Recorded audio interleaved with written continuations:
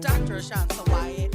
Shout out to Naira Sanders behind there pulling it all together for me as usual. But it's Tuesday and we're going to talk about it, y'all. So on yesterday, I was telling you guys about a case out of Texas, out of Frisco, Texas, where two young men were involved. Well, three young men were involved in an altercation that ultimately led to the death of one of the young men. The young man, Austin Metcalf, he's a twin. He died from a stab wound to his chest area at a track and field event in Frisco, Texas. It happened because Austin, the deceased young man, and his twin brother, the Metcalf twins, they approached a young African American child, 17 years old, at a track meet because he was apparently sitting under a tent that belonged to the school that the Metcalf twins attended. Apparently, the young man had permission to sit under the tent because I've been looking into this story since I heard about it. He apparently had permission to sit under the tent, didn't need permission from the Metcalf twins, but he did have permission to sit under the tent. I can only surmise that the Metcalf twins didn't know he had permission, or nor did they possibly cared, because what they wanted was him to leave from under the tent and leave the area where he was sitting. He refused to leave. Austin put his hands on the young man, grabbed his backpack. Altercation ensued. The young man stabbed him. And unfortunately, the child who was stabbed ultimately passed away from the injury. His twin then went on the news and was trying to recount what he alleges to have happened to his brother at the track meet. I want you to hear it in his words because I tried to sum it up for you on yesterday, but I want you to hear it, and then I'm going to tell you some updates regarding his statement that he made to the media. His father is also on a media tour. He was just on Fox News yesterday, and the basis of his commentary is that this was not a race thing. That is what he's saying. This was not a race thing. This was a kid that made a bad decision, and he ultimately, changed his life and the life of my family. That's kind of like the sentiment he's going around to the media outlets and espousing. But this is what his son had to say in the immediate aftermath of the incident between his brother, and Carmelo Anthony, who has been accused of murder. You that much and does everything even by your side no matter what, just pass away like that. Mm-hmm. Your mom told me that you were there. Yes, ma'am. If you don't mind, what happened? There was this kid, before I knew his name now, this kid was sitting under our tent at track. We asked him to move. He started getting aggressive and talking reckless. And my brother stepped in and said, "You need to move." He's like, "Make me move." Austin grabbed his backpack. The kid, I tried to whip around as fast as I could, but I didn't see the stab. But then I look at my brother, and then I'm not going to talk about the rest. So yeah. That's just what I saw. And I tried to help him, but it was just senseless. It was really senseless. Really, I don't know why a person would do that to someone just over that little argument. It's just crazy in this world nowadays how people just up and do that. Like that man has a family. That man has people that care about them all. Listen, I want you to pay attention to a couple of things that he said. He referred to Carmelo Anthony as this kid and the kid, two different occasions, and that's just a snippet of what he said. But it stood out to me because if you listen to him talk, you would assume, based on the way that he's referencing the young man, that they didn't even know each other. He literally said, "This kid," before I knew his name now, as if he's just now learning of his name in the wake of the incident. But you see, I don't know, I'm a stickler for it. I pay attention to words, I listen to what you say, and then I hear what you don't say. Because this kid, before I knew his name, stuck out to me. And I kept seeing this picture circulating all over social media because, again, the media does its thing, social media, mainstream media. It does this thing where it goes looking for the most salacious photos they can find of someone namely black children, when they're accused of the most heinous crimes, right? They go and find, and sometimes they're not even the suspects or the subjects, they are the victims, and they still go out and find the worst picture they can find that tries it shapes the narrative, right? So there's this picture going around of Carmelo Anthony holding what looks like a weapon. His family is saying it's an airsoft gun, but whatever the case may be, it looks like a weapon.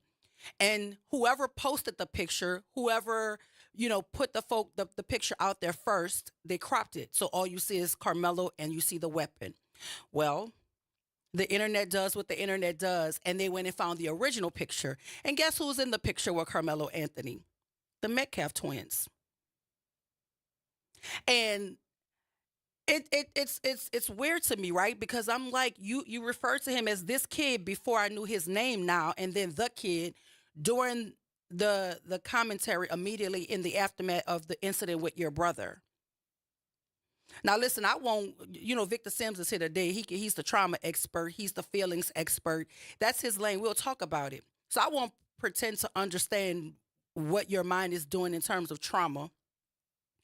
But I know you were very particular with your words because you called Carmelo aggressive. You called him reckless during the interview. So I'm trying to understand, did you know him or did you not know him? Because to call him this kid or the kid and whose name I know now, but you're in pictures with them photographs. Y'all are like partying together.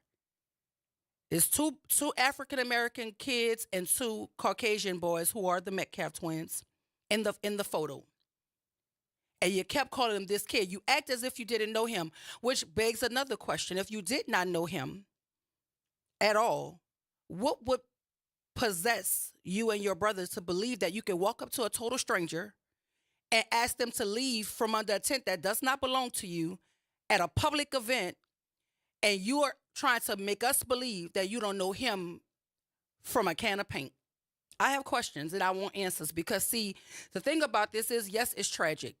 Absolutely senseless. I will agree with you with that one. It did not have to happen. But we're not going to skip to the end of the book. We're going to see how this even came to be. We can't go to the end. We have to start at the beginning. Why did this happen? And you remember yesterday I kind of likened it to the Kendrick Johnson case. Well, the reason why I did that is because there are stories out there about this being over a girl, Carmelo Anthony's girlfriend, because there was an incident prior to the track meet incident where one of the Metcalf twins was mishandling the young lady, allegedly, and Carmelo had to step in, allegedly. And this is where the disconnect between the boys happened, because prior to that, they were taking pictures together, partying together. So because the young man was disrespectful to the young lady and Carmelo stepped in, this is what they're alleging is the tension between the boys. So there was an incident where they had a little run-in with each other. A cell phone was broken. And then they see each other again at the track meet. And Carmelo's sitting under a tent that he had permission to sit under, but it just happened to be a tent associated with the school that the twins go to. And then they took it upon themselves to try to physically remove him from under the tent. When their words no longer held any weight with him, he wasn't going to move based on you asking him to, because who are you, right? So he said no. And then your brother proceeds to put his hands on him. So I think it's disingenuous when parents, because see, the father knows that they know each other. But for you to get on there, and that's why his commentary was weird to me, because I'm like, he keeps talking about it's not a race thing, and he made a bad choice. But you're allowing your son to formulate a story that you know is not true. I feel the same way about him that I felt about the track girl. Like, your parents sat there condoning the foolishness in your story. You hit the girl with the baton, apologize so we can move on. Go take some anger management classes. Do whatever you need to do. But don't sit there and try to rewrite what we see, what we saw from multiple angles. I was frustrated with her parents. Because in her teenage mind, she may think that she's manipulating our thoughts and feelings about something based on what she's saying happened, but we saw it. So I was trying to figure out how her mama and her daddy and her pastor and the NCAA, all these NAACP, all these people are condoning this foolishness when we saw it from multiple angles. I was like flabbergasted. I didn't understand it. So I'm like, girl, you're a beautiful girl. You're athletic. This too shall pass. You do not have to keep piling on. Just apologize. Let's move on. This is what I'm thinking here. The father knew that these boys knew each other. So for you to allow your son to go on press tours talking about this kid, the kid whose name I know now, you knew his name. So the only thing that I can think of is you're lying because you know that the story you're telling doesn't hold water. And now you're trying to rewrite this narrative to make it seem as though Carmelo Anthony is the aggressor and you and your brother were victimized by him. You know what else I find to be strange? I posted about it because I think it's strange. And this day and age with these children, this generation of children. The media said there were 30 plus witnesses. And I won't begin to again tell you how spacious and like huge the campuses in Texas are as it relates to high schools. They look like college campuses. They're huge. And what I do know is more often than not, there is camera footage in all of the common areas because you want to make certain that if something happens, the liability for the school is protected, minimized. They've done their due diligence. You're telling me with 30 plus witnesses who happen to be high school children, there's no footage? Well, I have family out in Texas. I do.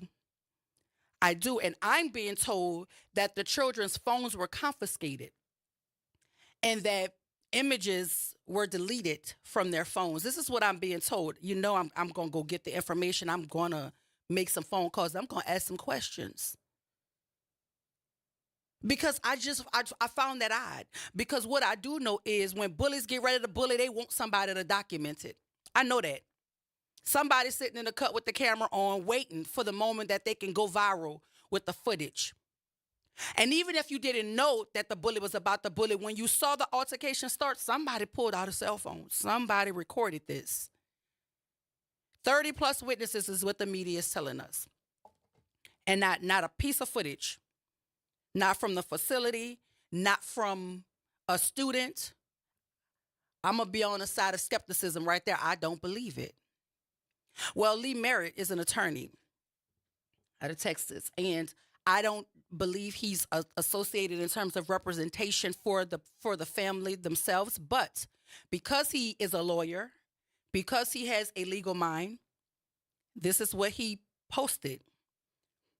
As a constitutional attorney who has brought federal civil rights cases against Texas law enforcement officers, including officers charged with murder, I feel compelled to speak out about the treatment of 17-year-old Carmelo Anthony, currently being held in the Collin County Jail on a $1 million bond for the alleged murder of Austin Metcalf.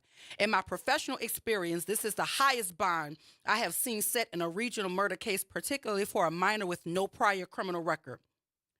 He said, to put it in context, Roy Oliver, the former Bulk Springs police officer who murdered 15-year-old Jordan Edwards in 2017, was released on a $300,000 bond and remained free for over a year before his conviction.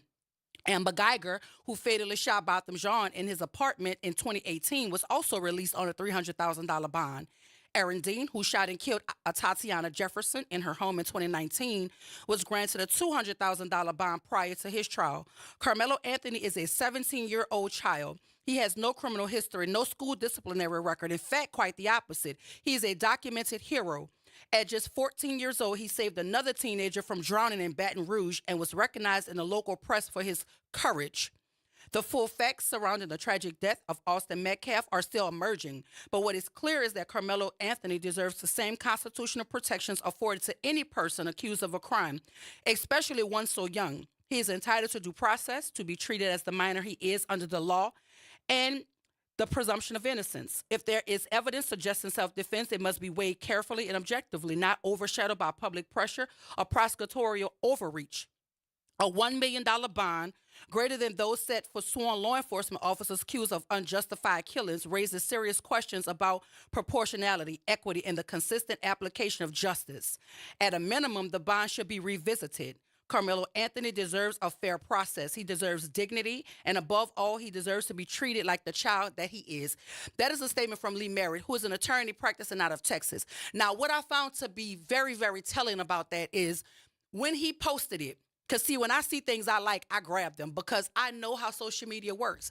I went back to reference that statement as I was talking about this case with someone, and it was gone.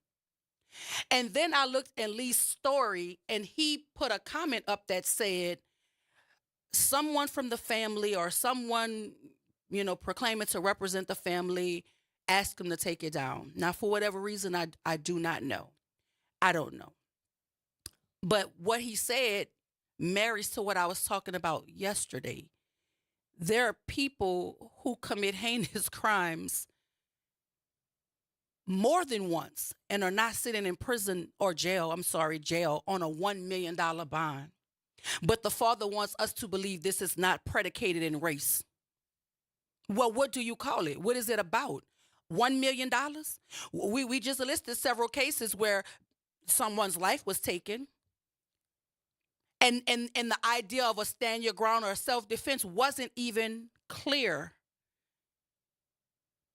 Police officers murder folk, $200,000 bond. Pretending that they walked into the wrong house, $300,000 bond.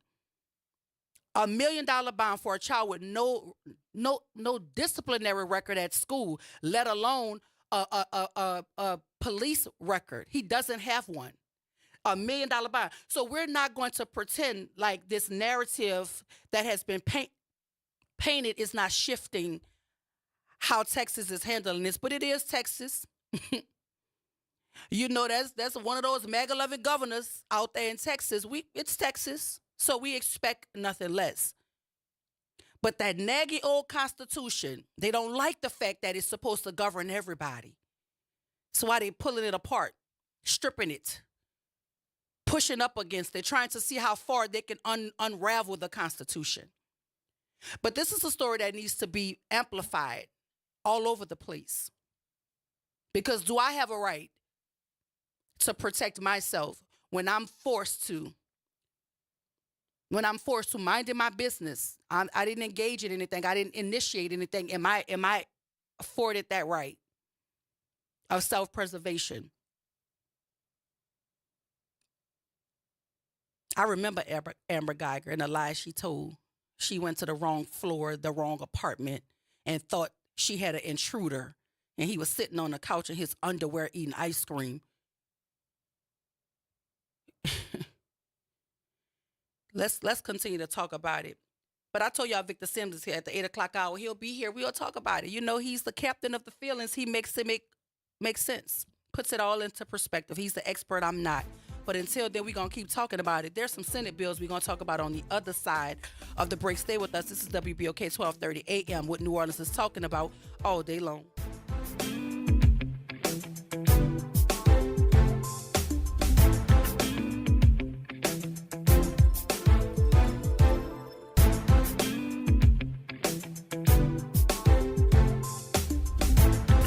Orleans, are you ready? A fresh voice in the city is here, bringing you the beats, the culture, and the stories that matter. From local music and food to real talk on what's happening in the streets, we've got you covered. Stay tapped in. Follow us on all platforms at WBOK 1230 for the latest updates and exclusive content. Your city, your culture, your news. Don't just hear about it, be about it. Follow us at WBOK 1230 now. Good morning and happy Tuesday. I'm Morgan Lentis with WDSU News, and here's a look at today's headlines. We are learning new details about a deadly double shooting in the Carrollton neighborhood. The NOPD says that shooting happened near Willow and Adams Street early Sunday morning. Sources say 20-year-old Colby Scheffler, a National Guardsman, was shot and killed while driving down the block. 2 others were in the car at the time, but only one of them was hurt. This morning, the gunman remains at large. If you have any information that can help police, call Crime Stoppers. Then lawmakers are hard at work already pre-filing bills meant to address the state's growing insurance costs. So far, 25 House and Senate bills have been pre-filed, dealing with a variety of insurance, including home, auto, flood, and business. State Insurance Commissioner Tim Temple says the bills could help bring new insurance companies to the table. The legislative session starts next week. And finally, we are in the thick of a week-long effort to make Louisiana litter-free. Love the Boot Week continues through this weekend. It is an annual effort encouraging people to volunteer by picking up trash. To find an event happening near you, including several in the New Orleans metro area, just look for this story on WDSU.com. And that's a look at today's headlines. I'm Morgan Lentis with WDSU News. Have a great day. Connect with NOLA Public Schools. Follow us on Instagram, Facebook, and X for the latest updates. Sign up for District Digest, our official newsletter where we share district achievements, celebrate student successes, and keep you informed about our vision of providing a high-quality education. And don't miss our school board meetings. Watch in person or live stream on YouTube. Stay informed. Stay engaged. Visit NOLAPublicSchools.com today. Again, that's NOLAPublicSchools.com. The New Orleans Jazz and Heritage Foundation is the nonprofit organization that owns the New Orleans Jazz and Heritage Festival presented by Shell. With the funds generated from Jazz Fest, the foundation invests in Louisiana companies through economic development, cultural enrichment, and free educational programs. To learn more about what the New Orleans Jazz and Heritage Foundation does, please visit www.jazzandheritage.org. Welcome to Liberty Bank and Trust, where your financial journey transforms communities. Since 1972, our customized banking solutions power your dreams and fuel your community growth. Every dollar you invest with us circles back to empower more people, ensuring opportunities for generations. Join us at Liberty Bank. Together, we empower possibility. Visit libertybank.net to start banking with purpose. Liberty Bank, there's freedom here. Making a difference in the community. WBOK 1230 AM. Good morning, wake up. The Good Morning Show. Good morning. On WBOK.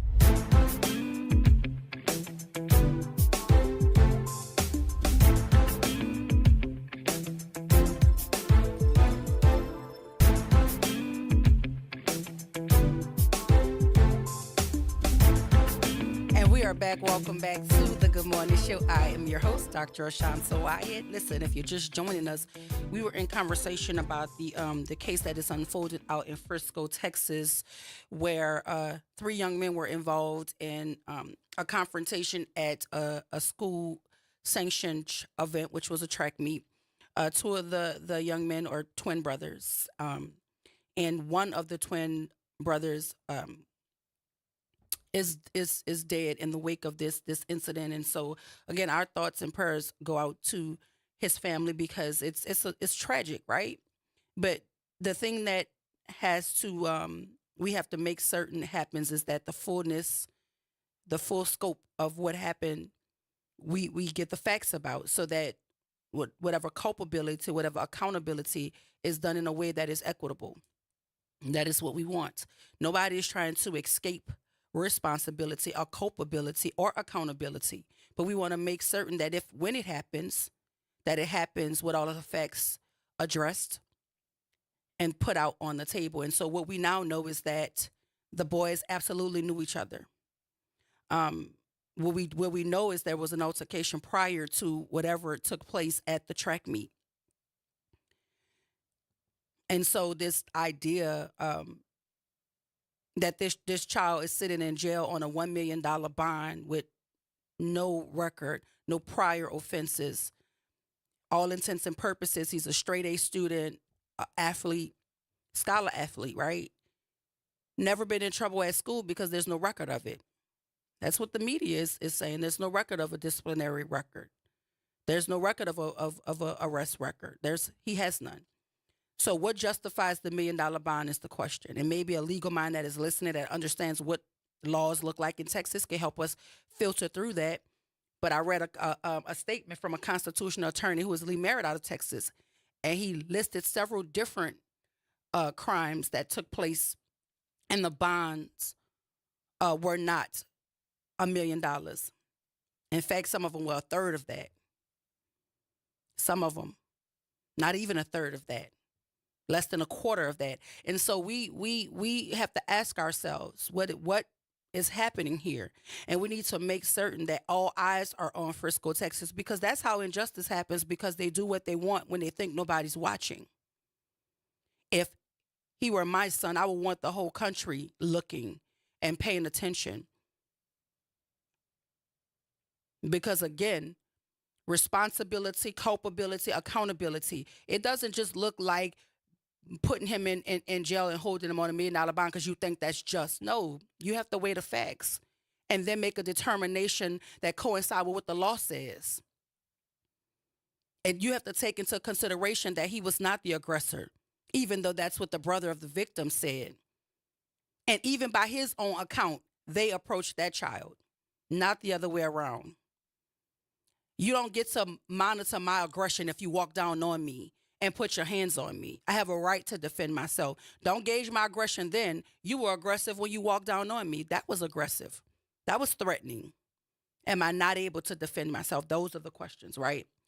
So anyway, that I'm going to continue to update that case as things happen, but I wanted to share with you what the young man said in the wake of his brother, the incident with his brother, because I mentioned it yesterday. So I wanted you to hear it from his own mouth, what he said. And then I wanted you to hear from an expert. I call him an expert. He's an attorney. That's his lane. He's a constitutional attorney as well.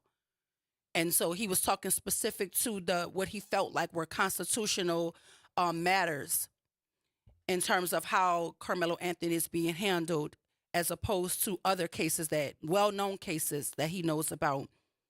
And so I needed to put that perspective there because I have big opinions, but he has big expertise, and I wanted to share that with you.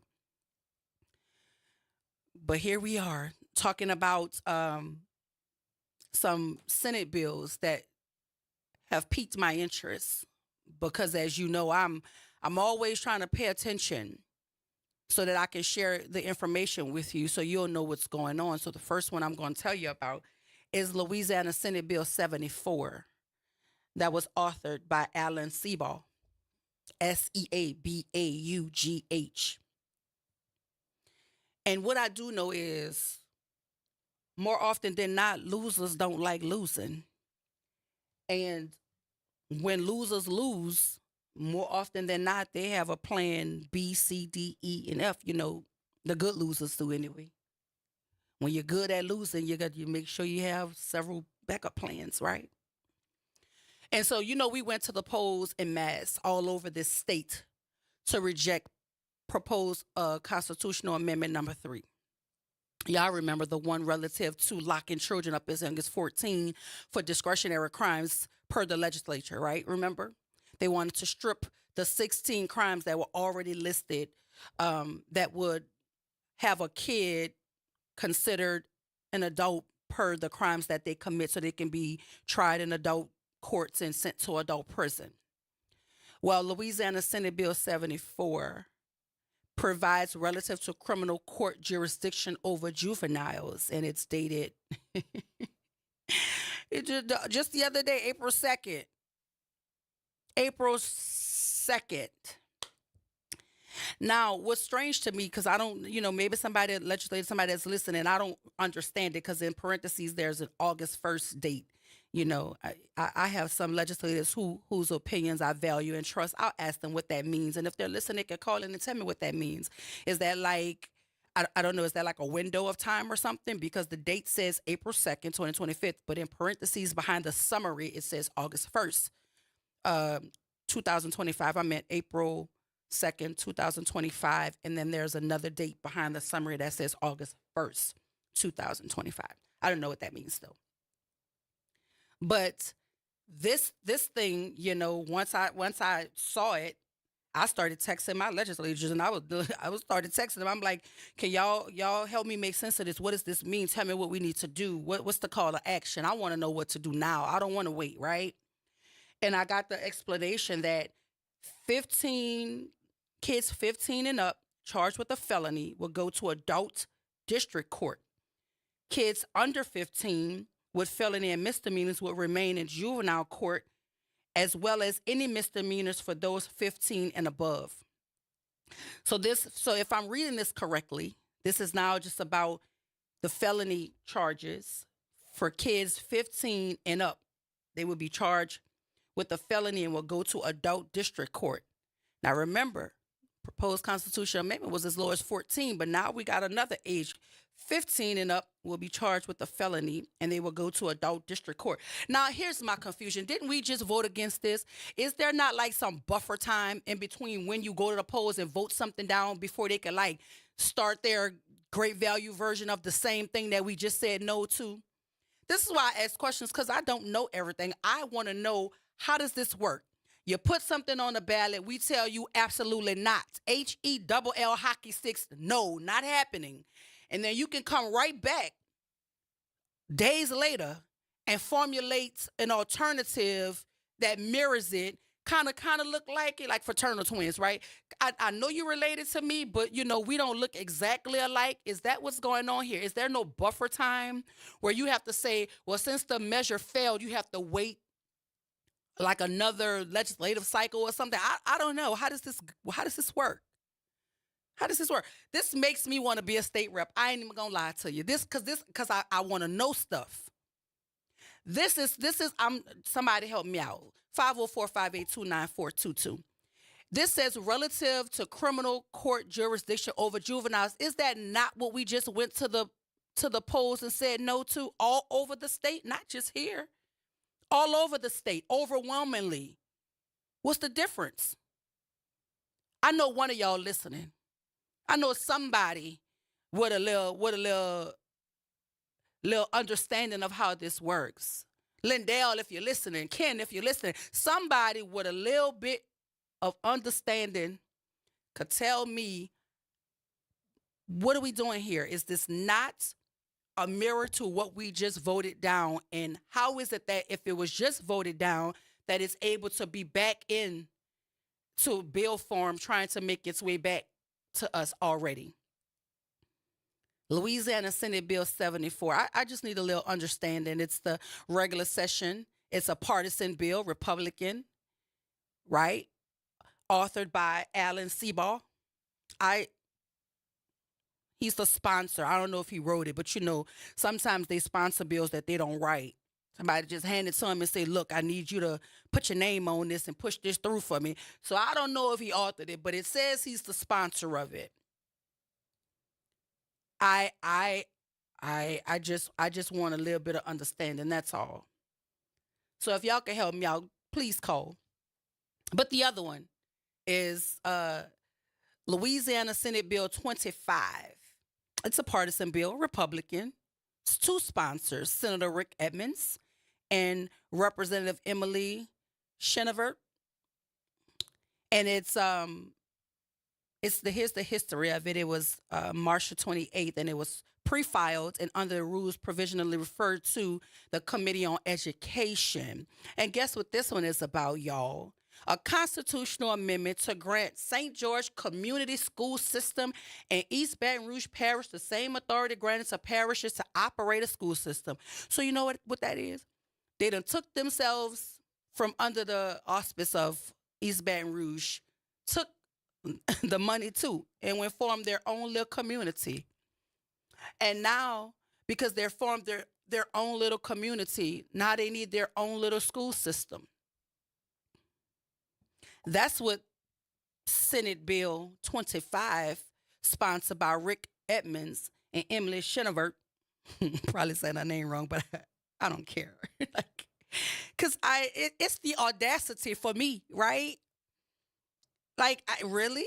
Senate Bill 25 was filed by Senator Rick Edmonds to establish a St. George school district. The impact of this will cost the East Baton Rouge School District immensely regarding schools and students. That was posted by somebody that's not happy with how this is looking. Because I was kind of shocked that the folk were allowed to pull the resources from East Baton Rouge, tax dollars and all, and create their own little oasis that you're not welcome. That we different. We want to be over here. We can't be associated with this riffraff over here. We need our own community. And now that they have it, they want their own school system. I wonder where the funding for that is going to come from. Because if you want your own private thing, do your thing. But they said they want their own community school system. in East Baton Rouge Parish with the same authority granted to parishes to operate a school district. So it sounds to me like there is probably going to be zoned just for St. George community. Only the folk who live in St. George community can go to the St. George school system. Sound like a whole bunch of segregation to me. But I'm nobody's lawyer. I'm just telling you what it looked like to me. We got our own, we took all of the resources and created our own community, and now we want our own school, and we want all of the authority granted to a parish to operate a school system. But what will that look like, Mr. Edmonds? What will it look like if you live here? That is the only way that you can go to school here. Will y'all have like a little lottery system where the best and the brightest from East Baton Rouge school system, you know, the one that you wanted to be separate and apart from, can they apply to go to your little community school system if they cut the mustard? How is this going to work? How is it going to work? Is it like a one app where we got to like put your name down on the application and hope somehow the algorithm chooses us for you? How does that work? Because I have questions, and the math ain't mathing. I just want to know, how is that going to work? I want to know how that is going to work. So when these sorts of things happen, you have to start asking yourself, to what end? To what end? What else will St. George want? To what end?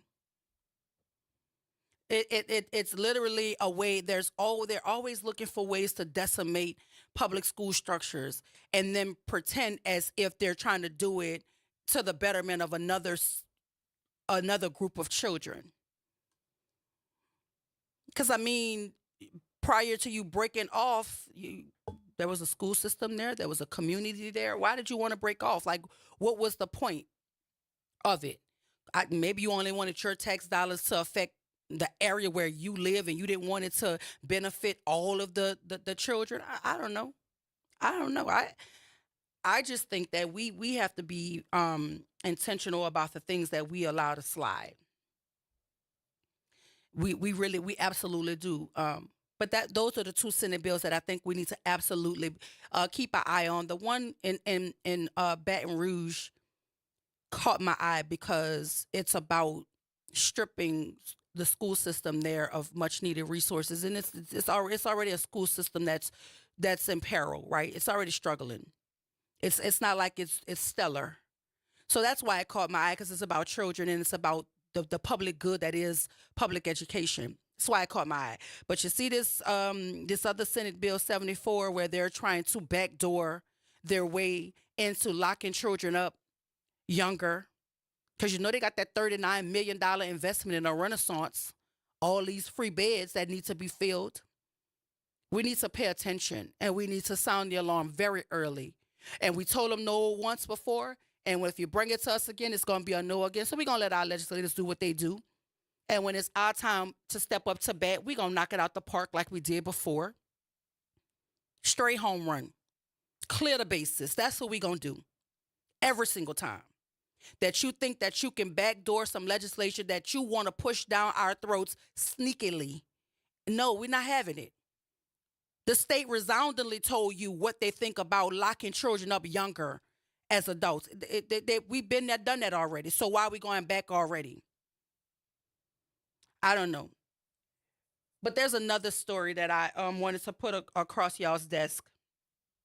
And this one, you know, here, I think that we're going to start to hear more stories and see more things as it relates to this idea of hazing, right? And not just in fraternities or sororities or in Greek life.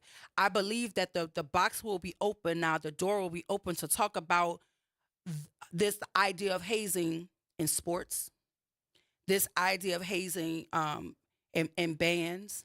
It's going to be so widespread now. I saw where Rep. Delisha Boyd is authoring some legislation to like an anti-hazing bill. I kind of briefly glanced over it. But there's a story that's happening.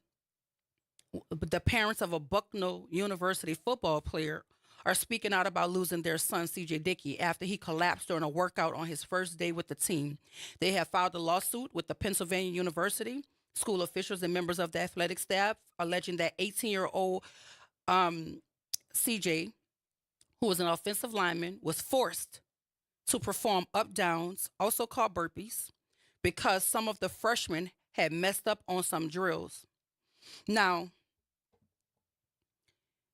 the way that this is framed, I'm not certain if they're saying CJ was made to do it in silo by himself, because it's kind of ambiguous there, or if the entire freshman class had to do it.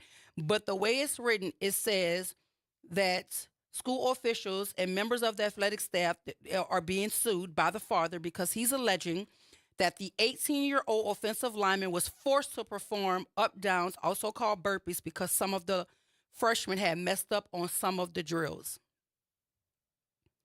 I could almost guarantee that they're going to liken this to some form of hazing with the way that they, because they're using the word forced him to do this as a means of making up for whatever mistakes that the freshman made. And so this is I don't know. I don't know if he was doing it for everyone or if it was everyone doing it together, and he, unfortunately passed away because of this. And the father said it was his first day with the team, and he's no longer with us. An 18-year-old offensive lineman going to college out in Pennsylvania, and he collapsed during a workout on his first day with the team, and he's no longer here. And so when I hear stories like this, I often wonder, because, I'm an athlete. I coached as well. Like, there's so much you go through in terms of making certain that physically you're able to put your body through certain drills and workouts in different weather conditions. And so I don't know, are they still doing that? Like, are they still clearing these children in terms of their health and wellness prior to putting them out there? It's a very sad case, but I can see with the conversation right now being about this anti-hazing and the father using language such as the team forced him to do all of these things. We just have to be mindful of what we're signing our children up for and what we're supporting, when we're signing these slips to allow them to participate in things. But are the schools still doing all of their due diligence to make certain that these kids are not just emotionally and mentally able to participate, but are they physically able to do and undergo the things that you're requiring of them? We'll keep on talking about it. Stay with us. We'll be right back on the other side of the break. This is WBOK 1230 AM, what New Orleans is talking about all day long.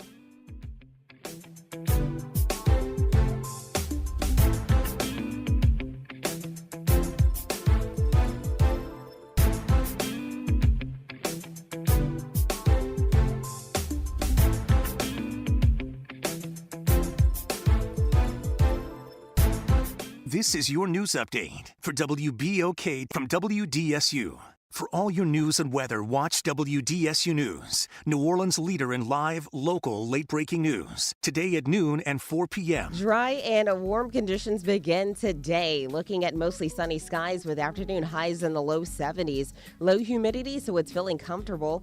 Also expect another chilly night with lows back in the 40s and the 50s for you. Then 70s and 80s for the highs for the rest of the week. Also rain chances staying low. The other nice part, humidity staying low too. From the WDSU First Warning Weather Center, I'm Raven Richard. This is the story of the one who, as a maintenance specialist for a historic high-rise, knows that vintage charm historically needs constant attention.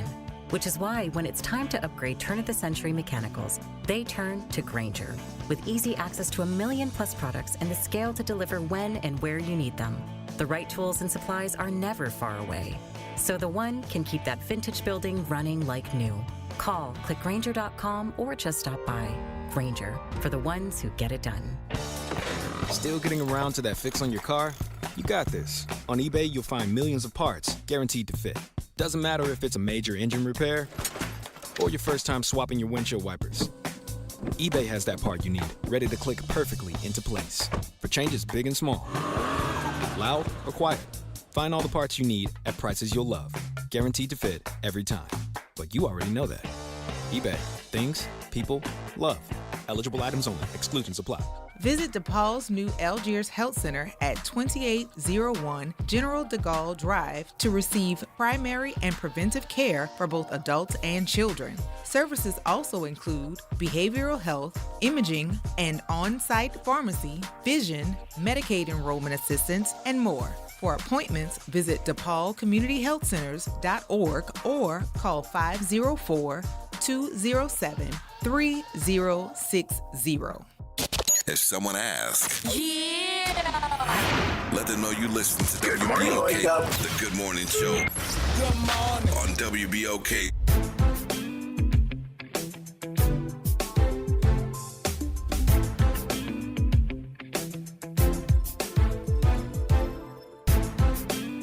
And we are back. Welcome back to the Good Morning Show. Happy Tuesday, y'all. I am your host, Dr. Ashanta Wyatt. Shout out to my producer, Naira Sanders, always making certain that things go smoothly over here. Listen, y'all, on the national front, it's getting real scary, right?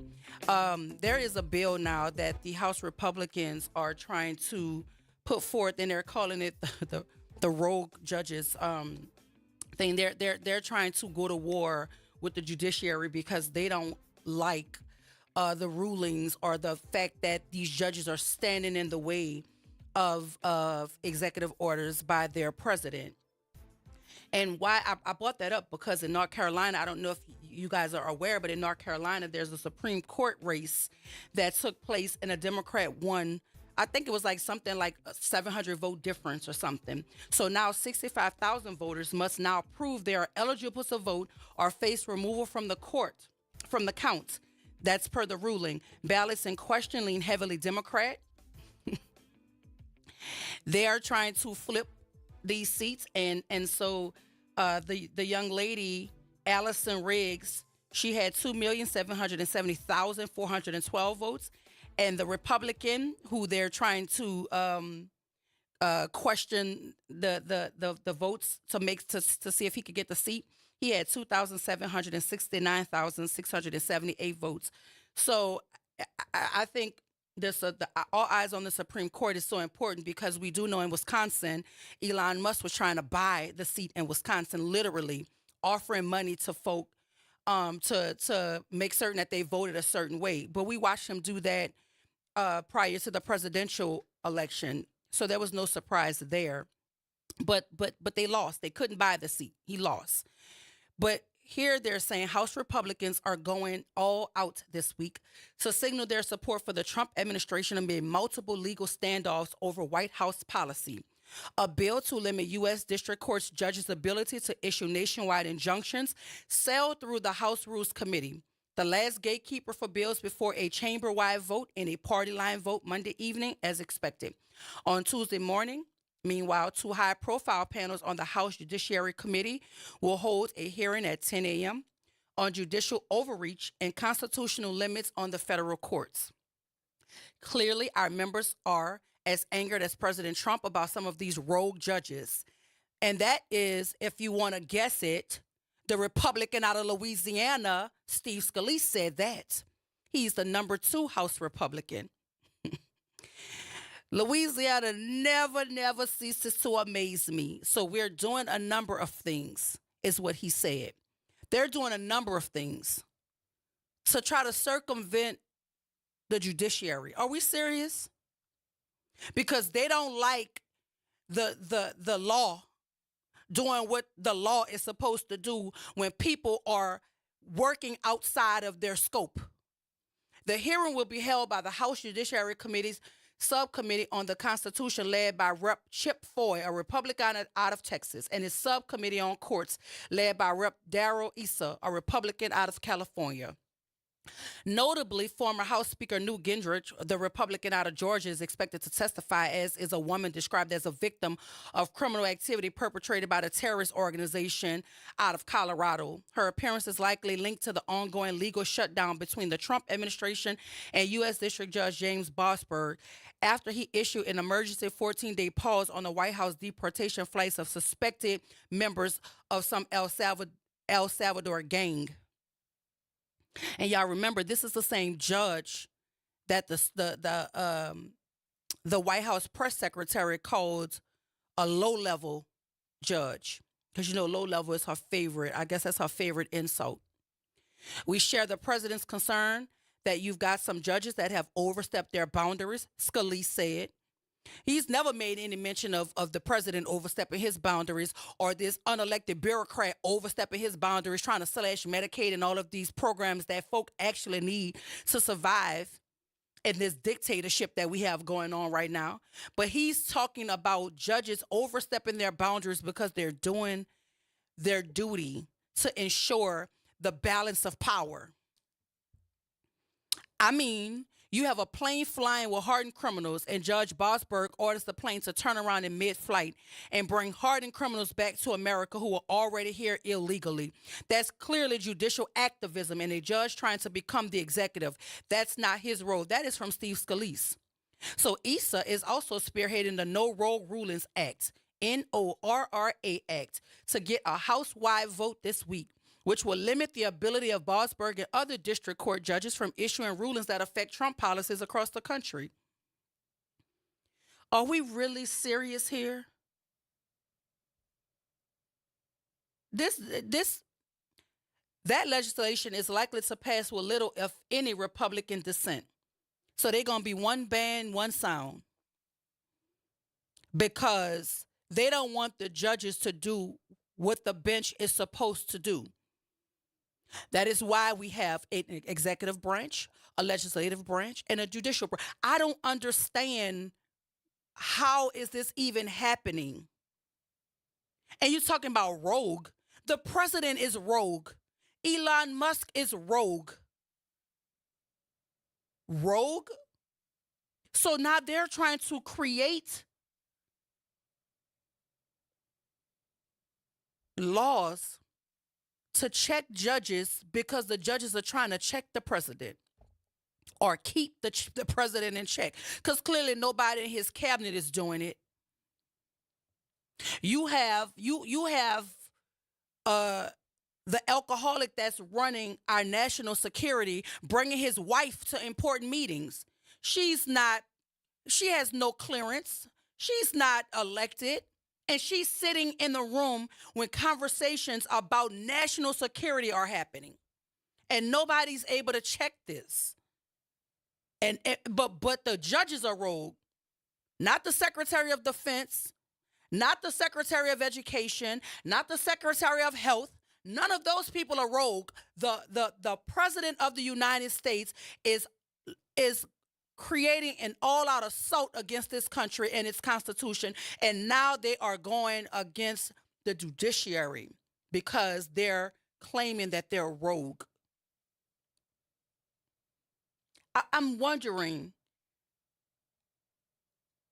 at what points is somebody going to step up and put some reins on him? And it's not going to be his cabinet. It's going to have to be these big money donors. It's going to have to be these people who money is tanking in the stock market. That's the only thing people around here understand. It's going to have to be some of them, the 1% that really run the country. The people who could just pull money into elections and make things shake, right? It's going to have to be the counterparts of Elon Musk. That's who it's going to have to be, because it clearly is. It's not Steve Scalise. He can't help us in Louisiana. Nope, won't be him. Won't be Kennedy. He won't help us in Louisiana. Nope. Will not be him. So you're trying to tell me y'all devoted y'all life to public service and to try to defend this country against all enemies, foreign and domestic, and you're going to let this man implode this country from the inside out, and y'all going to co-sign this foolishness. That is why they're trying to buy judges. That's why they're trying to buy Supreme Court judges. They're trying to buy judicial seats because they understand when he's out of pocket and people challenge him, the judges have to make those decisions. But you see, he wants judges that go along with this foolishness. Who's going to check him? Who's going to ensure that the checks and balances are in place? I don't know about y'all, but this is some scary terrain that we're trying to navigate. This is some scary territory. But I wonder who's going to step up in defense of this nation, in defense of its people, and the oath that you swore when you took office. Who's going to step up and hold true to that? Because now the judiciary is under assault, under siege. If they can't buy you, they're going to try to disparage you. We have to do better. We have to do better. And this is not a drill. This is not a scare tactic. This is really what's happening in this country right now. This is what's happening in this country. And we're all party to it.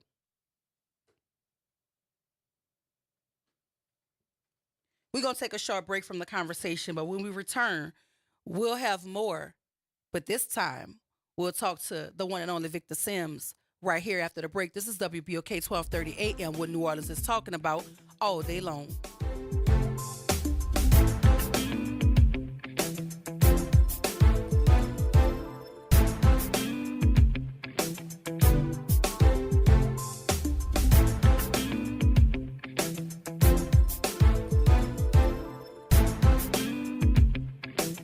WBOK New Orleans, home of the Good Morning Show, 7 to 9 a.m. weekdays. This news report is brought to you by New Schools for New Orleans.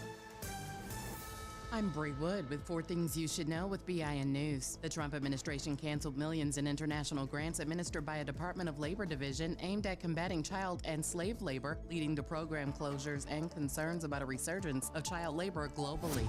Senator Cory Booker is standing in solidarity with Americans opposing the Trump administration, criticizing Trump's actions and economic uncertainty during his first 100 days. Booker highlighted these issues, speaking on his recent Marathon Senate speech on ABC's This Week. The South Carolina Supreme Court rejected an appeal to halt Michael Mahdi's firing squad execution scheduled for Friday. Mahdi killed an off-duty police officer in 2004. And Cassie Ventura Fine will testify against Diddy under her own name in his upcoming trial on May 5th. Diddy faces charges of racketeering, conspiracy, sex trafficking, and transportation for prostitution. Get BIN News on demand 24/7 on the iHeartRadio app. New Schools for New Orleans is committed to celebrating the hardworking teachers of New Orleans Public Schools. Join us at the 4th annual NOLA Teacher Fest, sponsored by the All-State Sugar Bowl New Orleans teacher community. The NOLA Teacher Fest is happening Friday, May 2nd at Champion Square from 4 to 7 p.m. The fest is open to teachers, paraprofessionals, deans, coaches, counselors, and other school support staff. Visit our website to learn more and RSVP, www.newschoolsforneworleans.org. Good morning, wake up. The Good Morning Show. Good morning. On WBOK.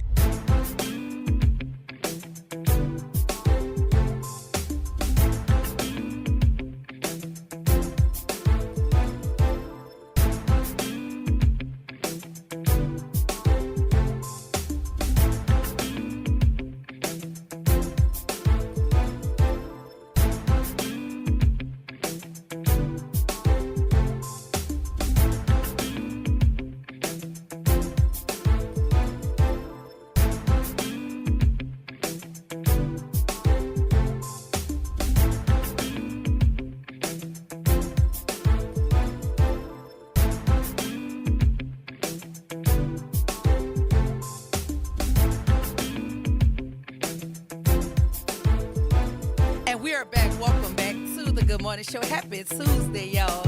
I am your host, Dr. Ashanta White. In studio with me right now is the one and only Victor Sims.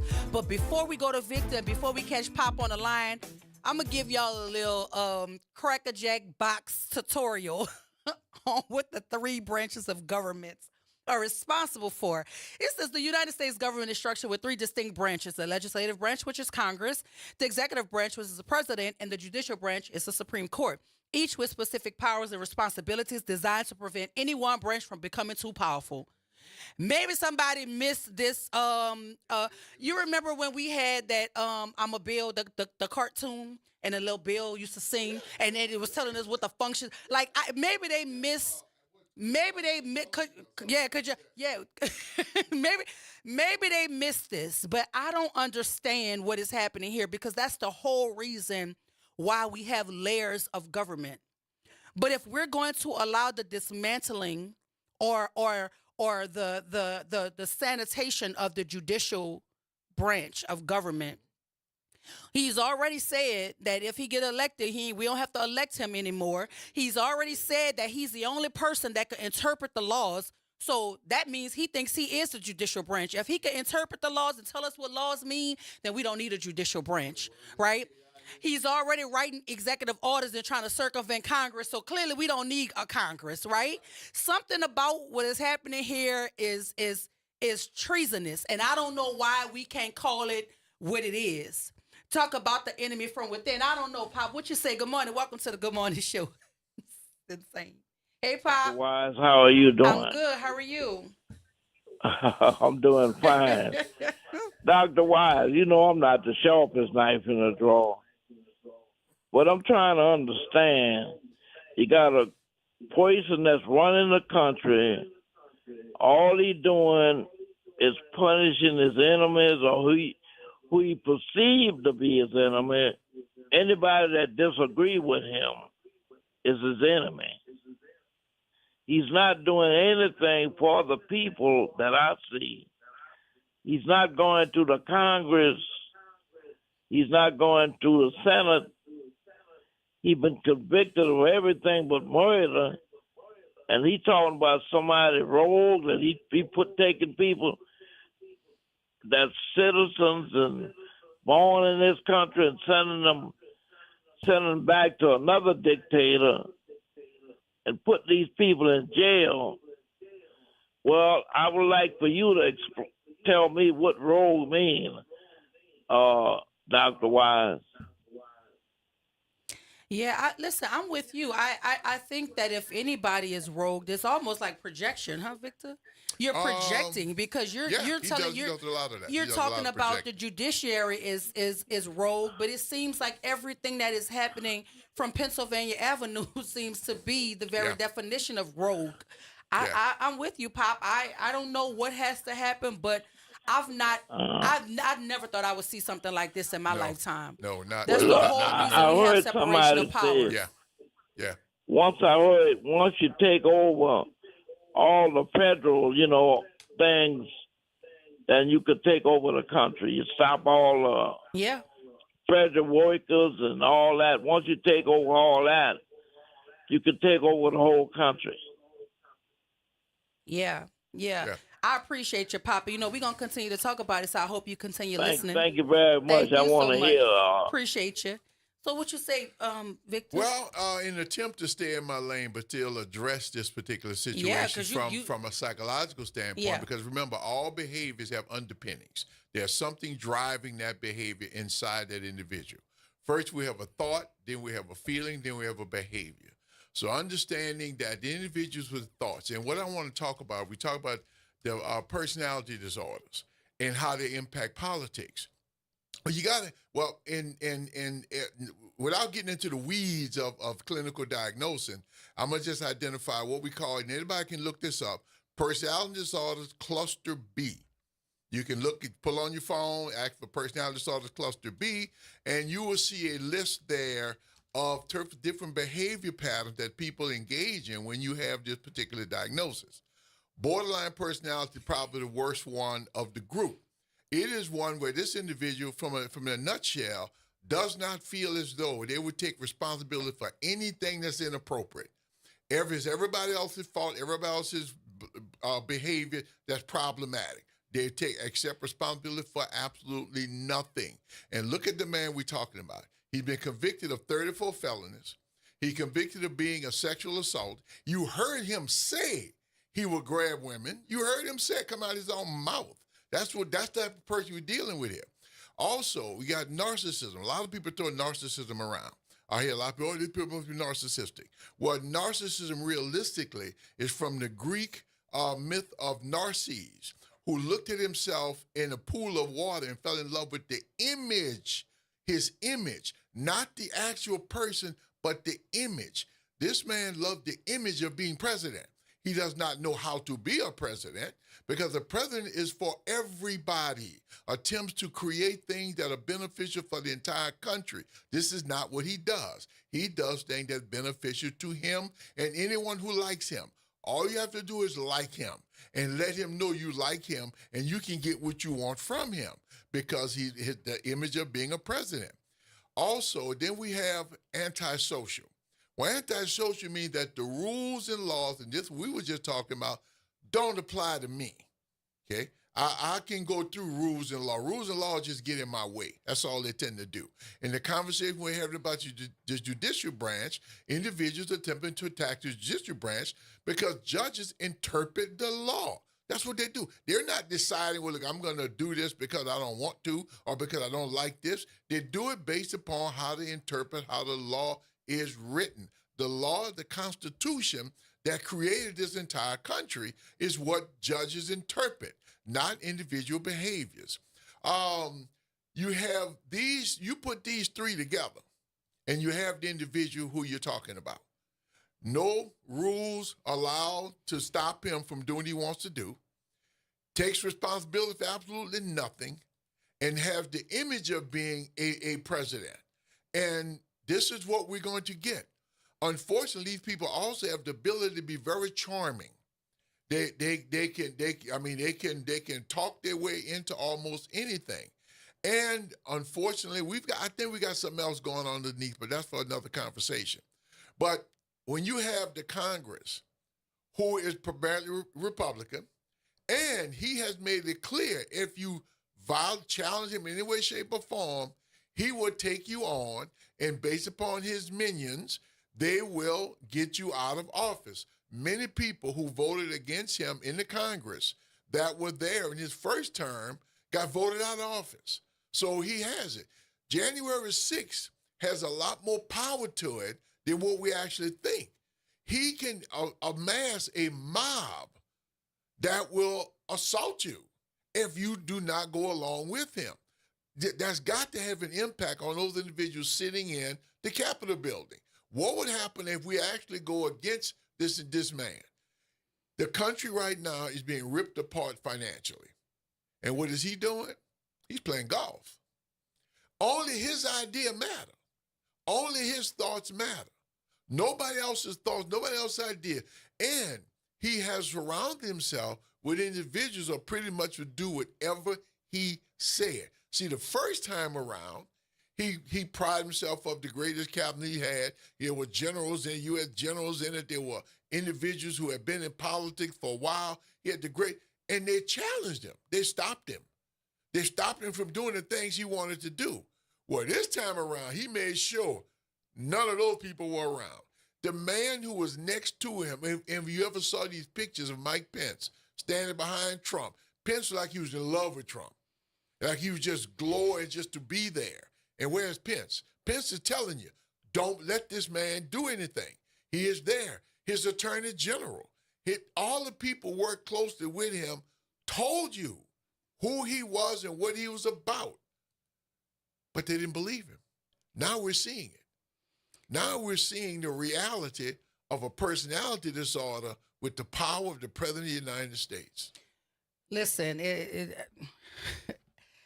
I things just have to. You ever felt like your brain can't rest because it just doesn't make sense in your brain? My brain cannot rest because I don't understand. I cannot fathom how this, this is allowed. These folk are allowing this to happen.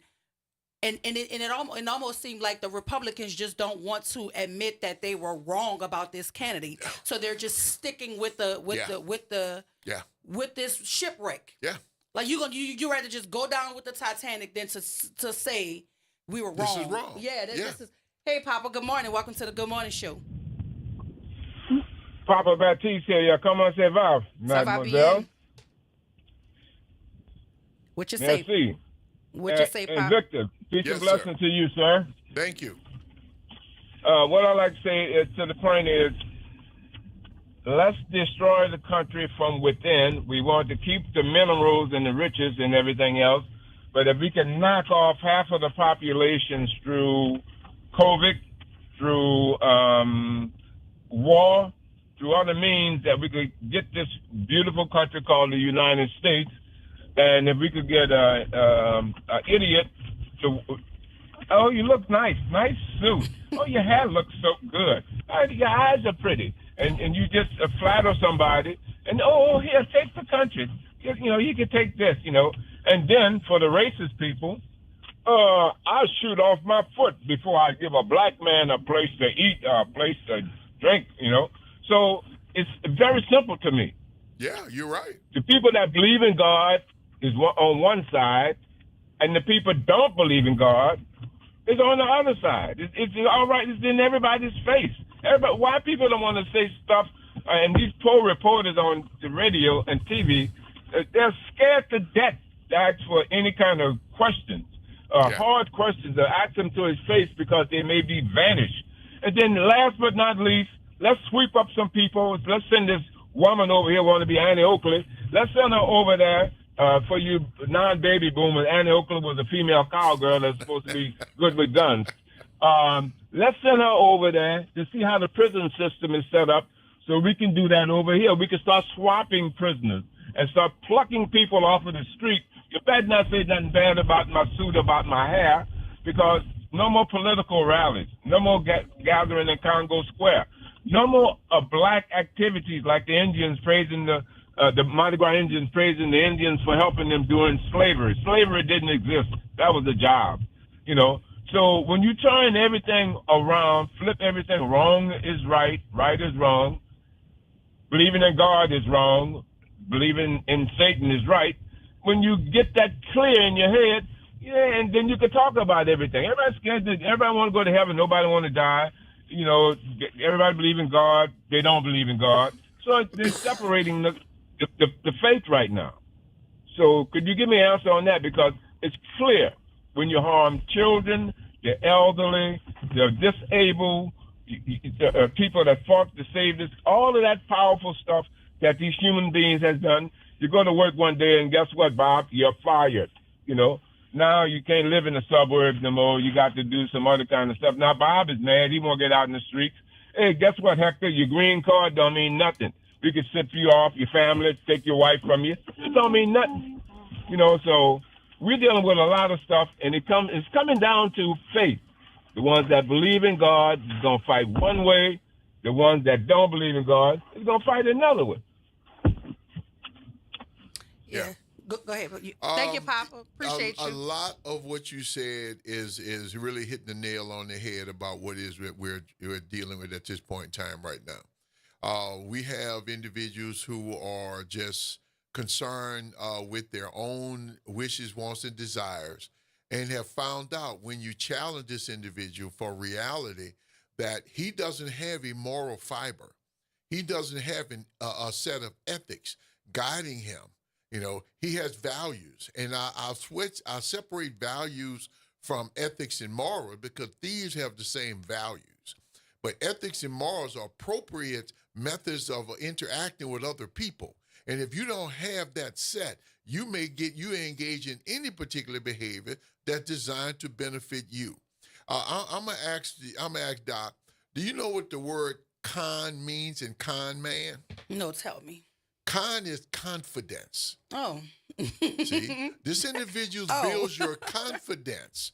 And how they do it from a psychological standpoint, you have to have the proper appearance. Yeah. Okay? So you have the proper appearance. And that's supposed to be your calling card to say you must be a good, decent person because you have a proper appearance. You're well-groomed, you're well-dressed, and that can get people to think that this is somebody who knows what they're doing and what they're talking about. From his businessman perspectives, has anyone ever looked deep into his businesses? Because we know about him, we don't talk about it much anymore. Atlantic City, he had 2 casinos in Atlantic City. Both went bankrupt. Many small businesses in Atlantic City went out of business because he didn't pay them for the work they did on his casinos. He just filed bankruptcy, and that was the end of it. The Trump University turned to be a con job that he was getting people to pay. Supposedly, the individual going to teach them how to be real estate investors, and these individual people he just picked up off the street and put them in there as instructors. There was a story about a young lady and her husband put in $250,000 to an investment in Baja California. It was going to be a Trump development on the beach. Going to be on the beach. She put her life savings into this thing. The project went belly up. So she contacted the Trump organization to see what she could do by recouping some money. She was told it wasn't a Trump development. They sold their name to the developers for X amount of money, and it was not a Trump development. This is a con man. This is a man who will say things based upon his own wishes, wants, and desires, and has the ability to bend people in his direction. Listen, welcome to the Good Morning Show, Rev. Good morning to all.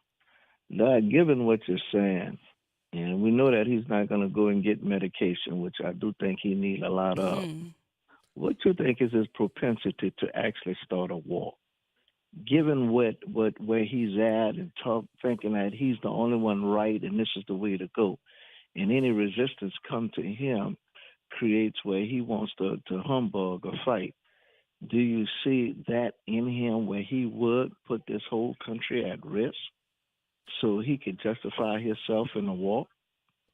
If he felt, well, first of all, there's no medication to address a personality disorder. There is no medication for that. He need to be on something. Well, I agree with you on that. I agree with you on that a lot.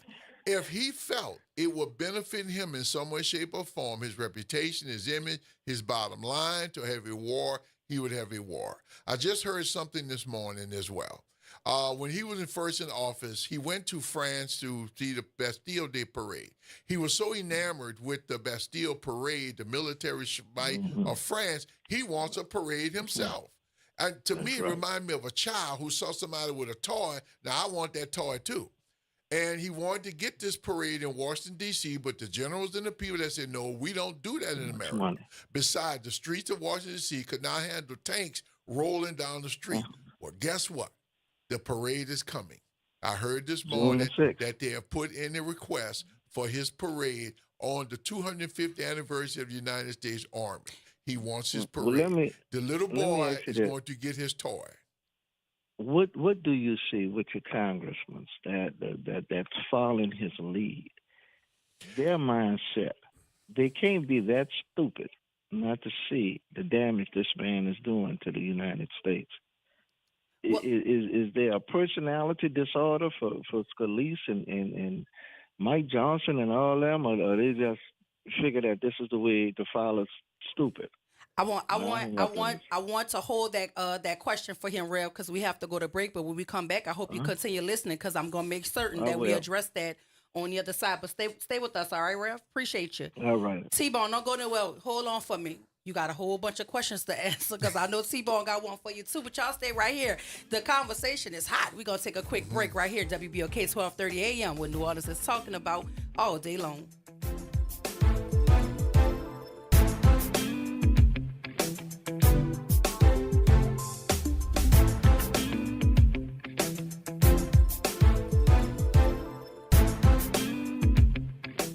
Norman Robinson is back. Can you hear me now? And he's taking no prisoners. Can you hear me now? Each weekday, Norman Robinson brings you commentary with Off the Top. The incident was shocking, disturbing, disgusting, disappointing, and sad. Each weekday, Off the Top with Norman Robinson is heard exclusively right here. It's Off the Top with Norman Robinson on WBOK 1230 a.m. Good morning and happy Tuesday. I'm Morgan Lentis with WDSU News, and here's a look at today's headlines. We are learning new details about a deadly double shooting in the Carrollton neighborhood. The NOPD says that shooting happened near Willow and Adams Street early Sunday morning. Sources say 20-year-old Colby Scheffler, a National Guardsman, was shot and killed while driving down the block. 2 others were in the car at the time, but only one of them was hurt. This morning, the gunman remains at large. If you have any information that can help police, call Crime Stoppers. Then lawmakers are hard at work already pre-filing bills meant to address the state's growing insurance costs. So far, 25 House and Senate bills have been pre-filed, dealing with a variety of insurance, including home, auto, flood, and business. State Insurance Commissioner Tim Temple says the bills could help bring new insurance companies to the table. The legislative session starts next week. And finally, we are in the thick of a week-long effort to make Louisiana litter-free. Love the Boot Week continues through this weekend. It is an annual effort encouraging people to volunteer by picking up trash. To find an event happening near you, including several in the New Orleans metro area, just look for this story on WDSU.com. And that's a look at today's headlines. I'm Morgan Lentis with WDSU News. Have a great day. NOLA Public Schools is excited for the rest of this 24-25 school year journey with our families, watching our students dive into learning, growth, and success. As the school year continues, our dedicated educators are focused on keeping every student engaged and motivated. Let's keep embracing new challenges, celebrating achievements, and supporting each other to make the rest of this year even more impactful. Stay connected with your school and NOLA PS through our social media channels for updates and resources. We're here to help our scholars attend today, achieve tomorrow. Visit DePaul's new Algiers Health Center at 2801 General de Gaulle Drive to receive primary and preventive care for both adults and children. Services also include behavioral health, imaging, and on-site pharmacy, vision, Medicaid enrollment assistance, and more. For appointments, visit DePaulCommunityHealthCenters.org or call 504-207-3060. Making a difference in the community. WBOK 1230 AM. Good morning, Wake Up. The Good Morning Show. Good morning. On WBOK.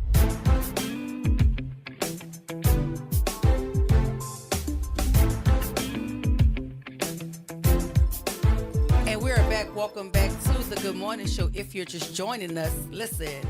We're in deep conversation with the Victor Sims talking about the impacts of personality disorders on politics.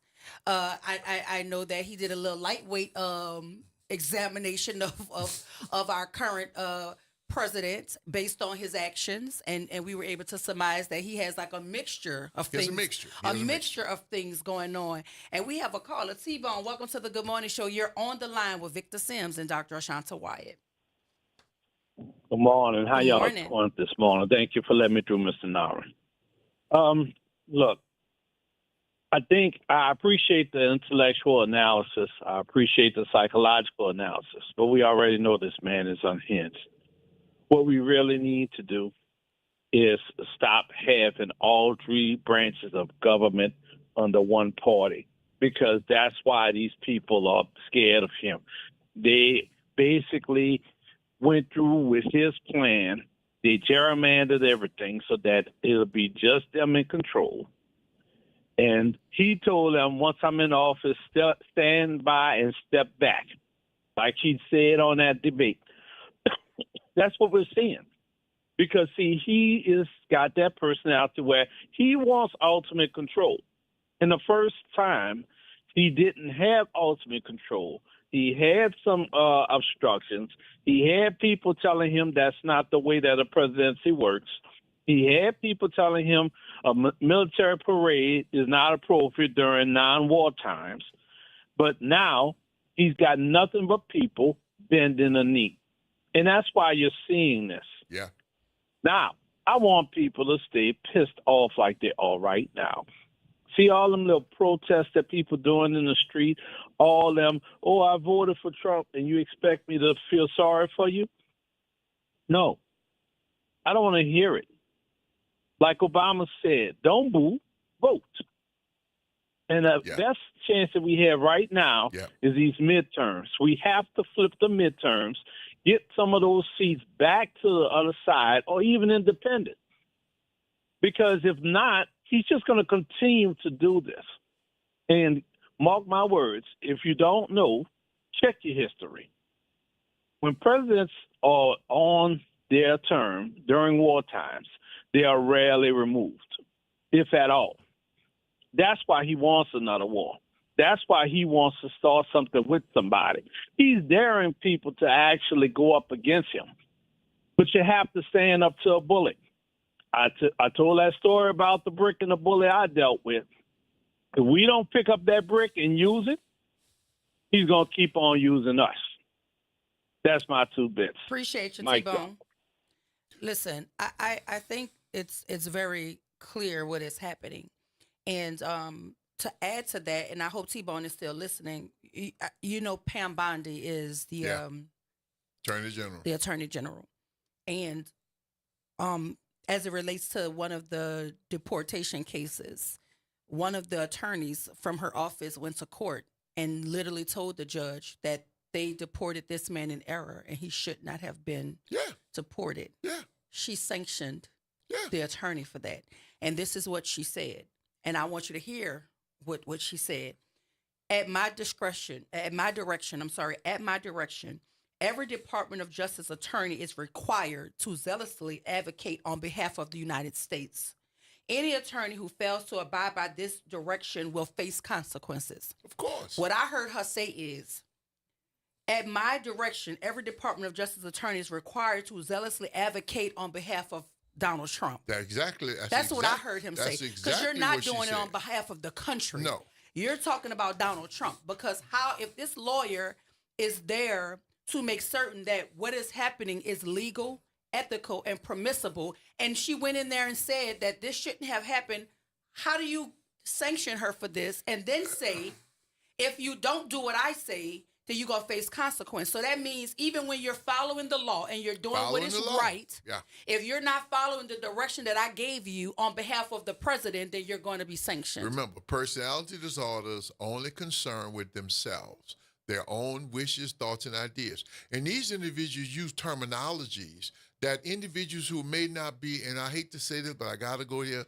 who may not be as intelligent or knowledgeable about what's transpiring, because we have a lot of people in our country who just go with the title and assume that that individual, because they have a title, know what they're talking about, know what they're doing, and are ethical and moral in their values. And we have to really get to the point of recognizing that's not the case, that this individual is only about doing the bidding of this man who she bows down to. So to Reverend Calhoun's point, do you believe, in addition, in your professional opinion, in addition to the commander-in-chief having some psychological issues, do you believe the people who are supporting this, and he in particular, he named the leaders of the state of Louisiana, Mike Johnson, Steve Scalise, John Kennedy, Cassidy, do you believe that they too have to have something going on up there to co-sign this, knowing they have to know that this is not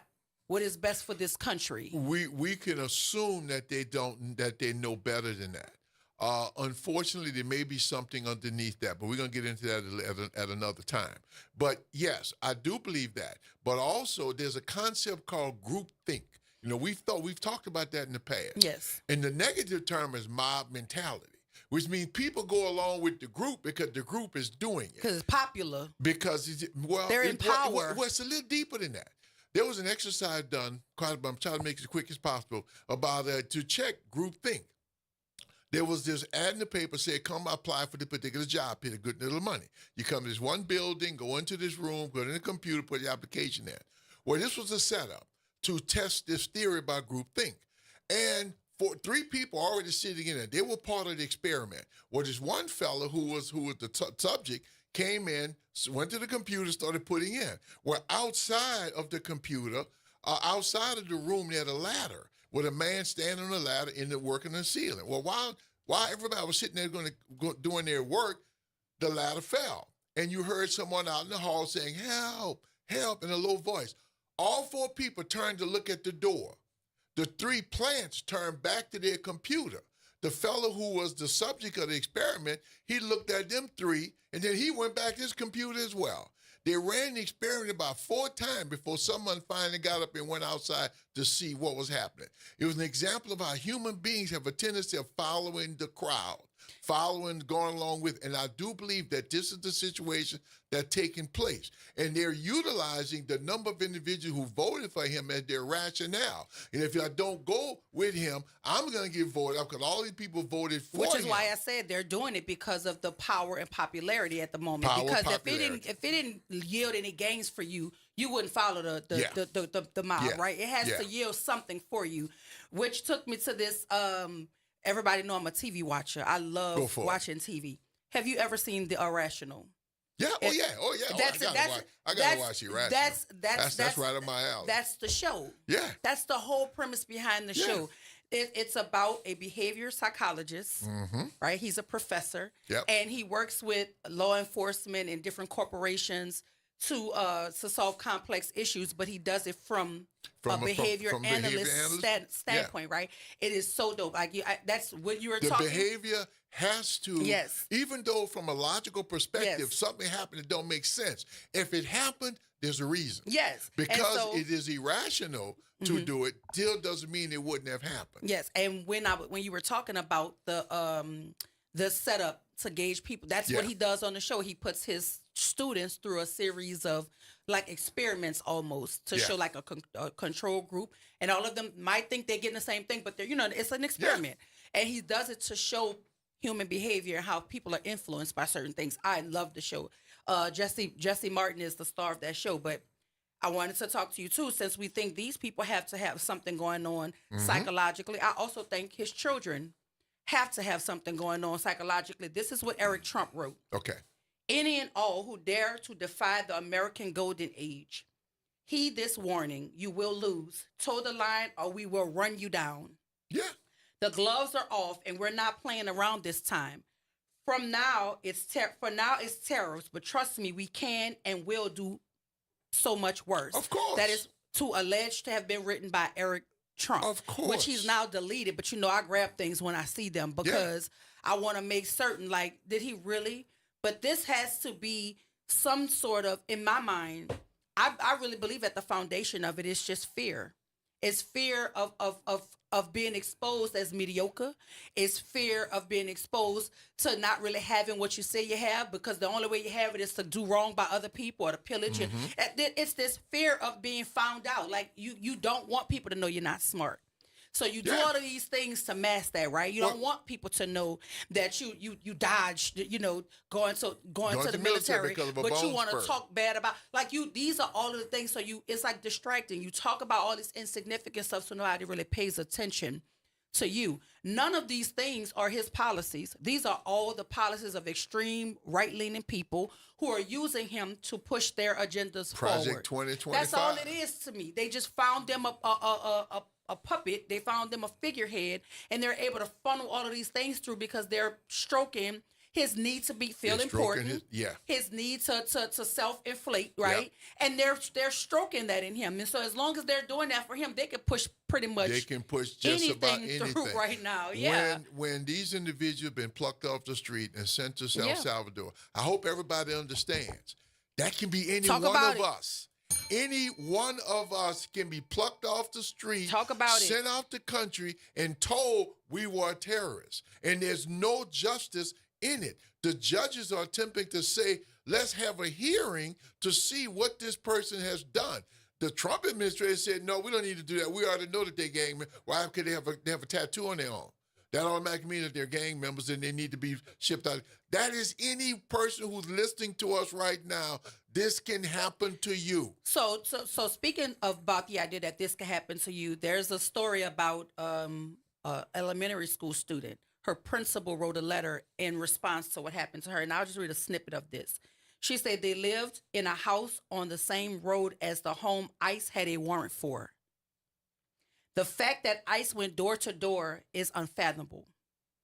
The fact that our students were handcuffed and put into the same van as alleged criminal from down the street is unconscionable.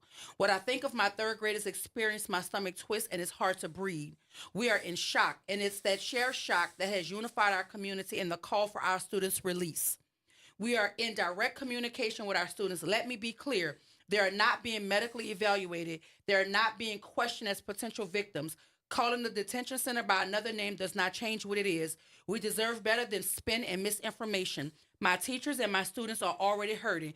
Please think about how long every hour feels for a third grader in a detention center. The wait had already been too long a week ago. I have no other agenda. Please release my students and their mother back to our community. And this is in a principal out of New York. They went to a community looking for a specific person. And because they were on the same street with the individual who they were looking for, they went door to door and just started snatching people. Yeah. And putting them in detention centers. And one of the people they snatched was a third grade student. And this is a letter from her principal that she wrote to the folks in charge trying to get her student released. At this point in time, it can be anybody. There can be anybody at any time. And that's why I'm telling folk, you have to care when folks are walking on Columbia's campus and snatching kids who are walking from one building to the other. Because that person had the audacity to challenge something that they felt was unjust and illegal. And so are you telling me now that because see, this is what I'm trying to get folks to understand. These folk are pushing the line. And they just want to see how far they can push the line. And what makes you think that they can't push it if they're already talking about compromising birthright citizenship, right? How far back do you think it will go before it gets to black folk? When you begin violating the boundary and you're able to push through one boundary, the next boundary can be pushed through as well. We teach people how to treat us. Boundary. I do not think an individual had the ability to commit murder, was born as a murderer. No. That individual began breaking rules early on for no particular reason. I don't want to get too deep into that. Animals first. And gradually moving forward by going through one boundary after another boundary. This is what is transpiring. And the people who are there to stop this, they're the one now they're challenging them. And those are the people who interpret the Constitution to make sure we all get treated fairly. What brings us back to the three branches. But even before he started with the judiciary, you and I were talking. He started with Congress, with trying to circumvent the congressional powers, right?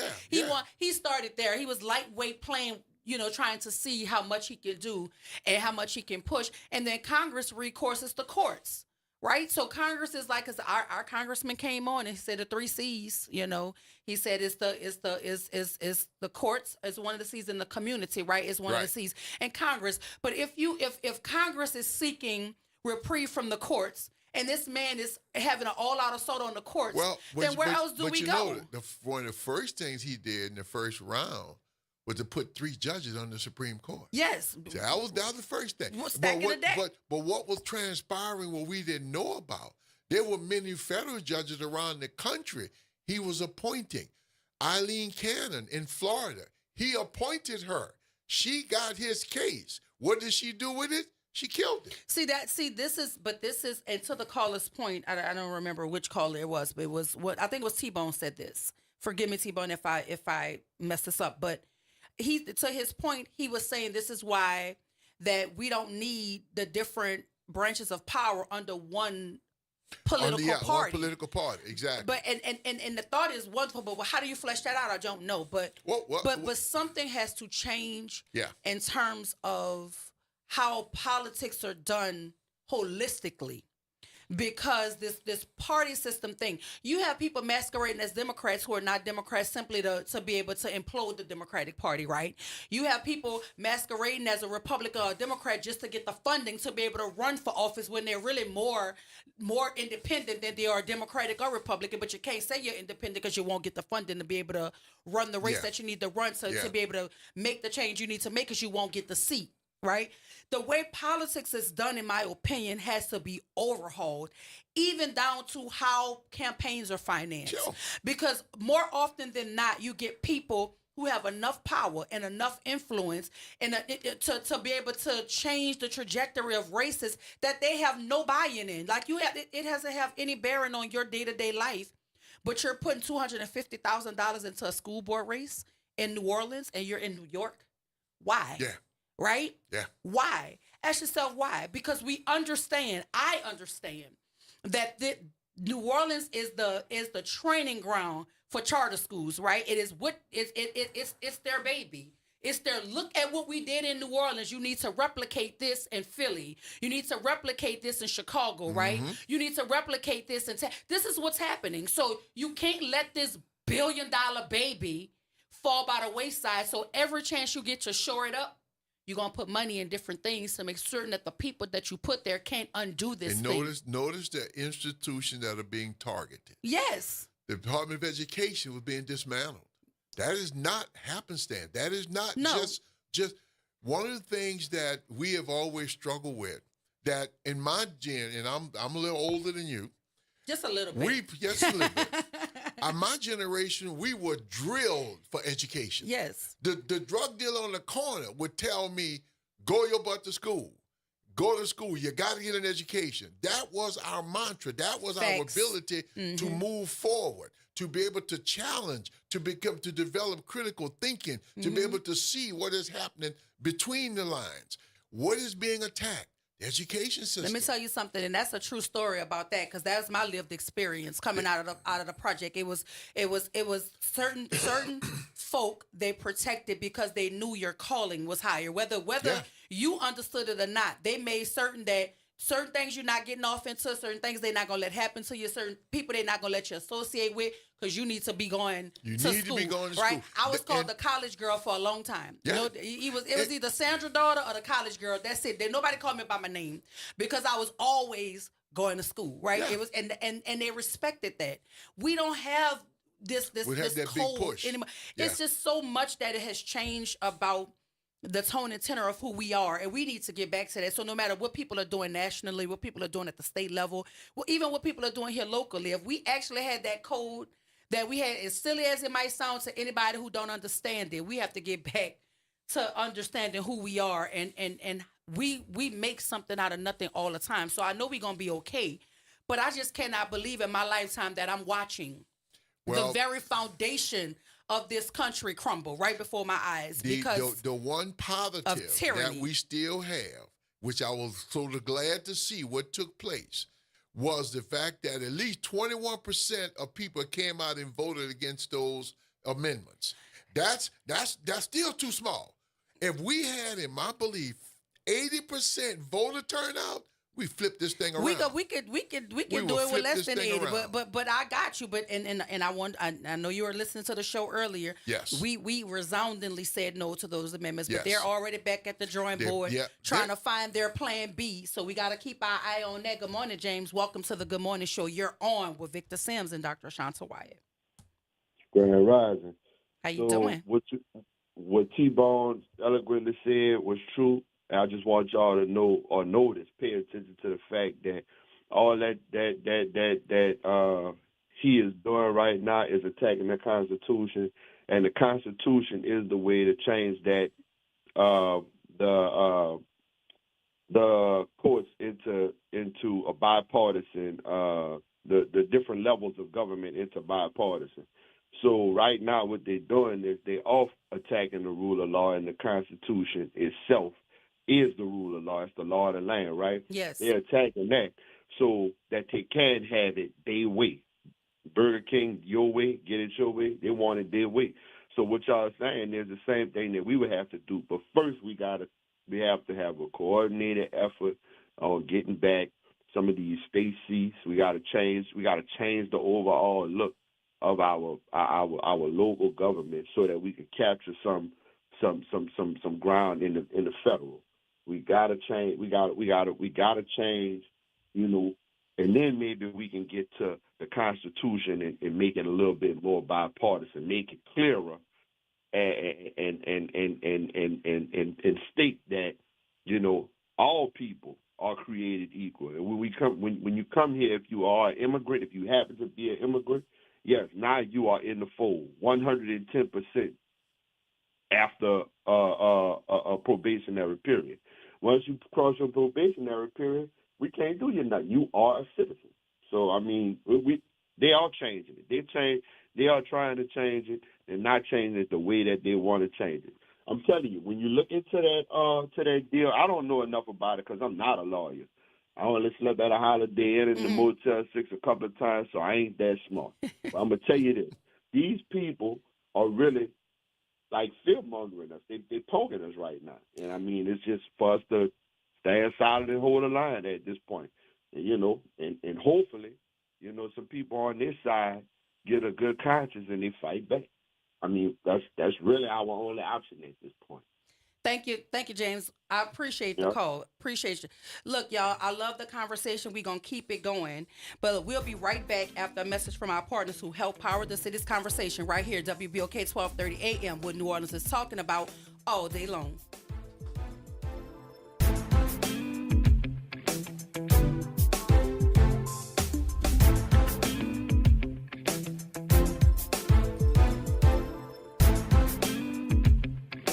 This is your news update for WBOK from WDSU. For all your news and weather, watch WDSU News, New Orleans' leader in live, local, late-breaking news. Today at noon and 4 p.m. Dry and warm conditions begin today. Looking at mostly sunny skies with afternoon highs in the low 70s. Low humidity, so it's feeling comfortable. Also expect another chilly night with lows back in the 40s and the 50s for you. Then 70s and 80s for the highs for the rest of the week. Also rain chances staying low. The other nice part, humidity staying low too. From the WDSU First Warning Weather Center, I'm Raven Richard. The National World War II Museum, located in the Warehouse District of New Orleans. The National World War II Museum tells the story of America's experience in the war that changed the world, why it was fought, how it was won, and what it means today. Visit them online at www.nationalww2museum.org for time tickets and safety information. WBOK and LCMC Health are proud to present Keeping You Well Cafe. 60 minutes with LCMC Health, where the doctors speak directly to the people of New Orleans. LCMC Health is committed to improving the quality of care here in New Orleans, the Gulf South, and beyond. The Keeping You Well Cafe is another way for LCMC Health to engage with the community. At the Keeping You Well Cafe, LCMC Health joins WBOK and local businesses to answer your questions about wellness and health. Welcome to Liberty Bank and Trust, where your financial journey transforms communities. Since 1972, our customized banking solutions power your dreams and fuel your community growth. Every dollar you invest with us circles back to empower more people, ensuring opportunities for generations. Join us at Liberty Bank. Together, we empower possibility. Visit libertybank.net to start banking with purpose. Liberty Bank, there's freedom here. Hey everybody, it's Kimber White Dupree. And it's Graylin Bryant Banks from the front porch. We're coming up next. Good morning, Wake Up. The Good Morning Show. Good morning. On WBOK.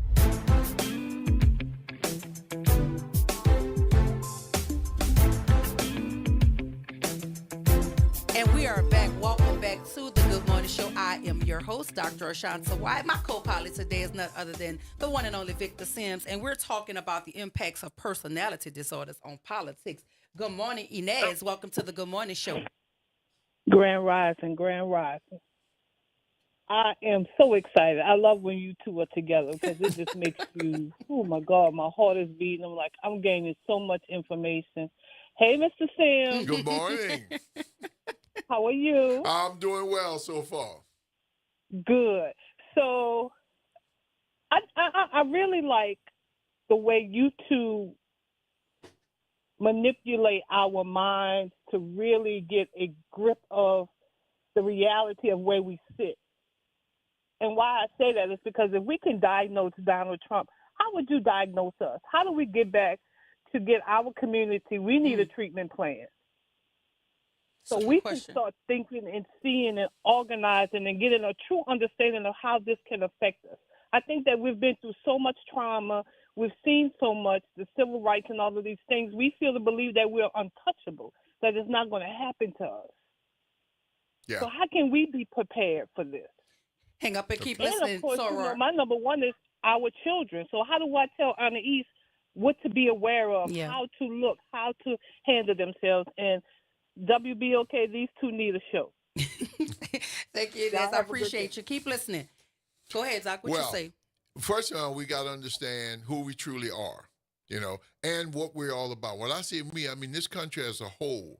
was built upon an idea that all people are created equal. Even though the individuals who ever wrote that were not actually doing that, but at least they used those words. So we can utilize that. The vote is our number one weapon within this nation. And understanding that, the thing under that is education.